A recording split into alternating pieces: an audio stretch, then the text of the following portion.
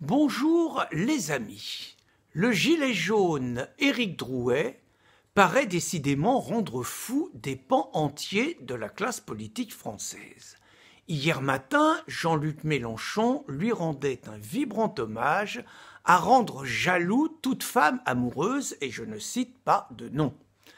Benoît Hamon, pour embêter Mélenchon, accusait Éric Drouet d'avoir voté à 2 reprises aux dernières présidentielles pour le Front National, ce qui bien évidemment est une infamie. Jean-Luc Mélenchon a sommé Benoît Hamon de présenter des excuses à Éric Drouet, puisque ce dernier a contesté ce vote, tout en disant que ce n'était pas la question et qu'aurait-il voté Marine Le Pen, ce n'était pas l'essentiel. Parce que l'essentiel, bien évidemment, est ailleurs, et Éric Drouet a été à nouveau arrêté pour la 2e fois en quelques jours, et plutôt brutalement par les forces de police hier dans les rues de Paris. Deviendrait-il plus dangereux? Deviendrait-il l'ennemi public numéro 1 comme l'était Jacques Messrine dans les années 1975? Va-t-il subir le même sort? Mais qu'a-t-il fait pour mériter un tel acharnement? A-t-il tiré à balles réelles sur les policiers, comme de temps en temps certaines sympathiques racailles se le permettent par ailleurs en toute impunité?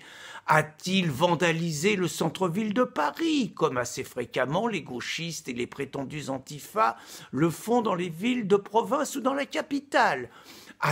S'est-il livré à des scènes de pillage? Pas du tout, c'est beaucoup plus grave. Il a menacé la République.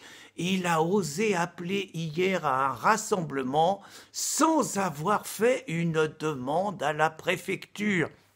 Comme par ailleurs, cela se fait depuis le 17 novembre dans des centaines de situations. Mais lui, c'est beaucoup plus grave. Et encore, il n'avait même pas appelé les Français à descendre dans la rue avec lui, avec leur gilet jaune. C'était simplement pour rendre hommage à sa façon, par un rassemblement pacifique, à toutes les victimes de ce conflit depuis le début du mouvement, où, faut-il le rappeler, nous en sommes à 10 morts, à des milliers de blessés et à des personnes qui ont perdu un œil à tout jamais.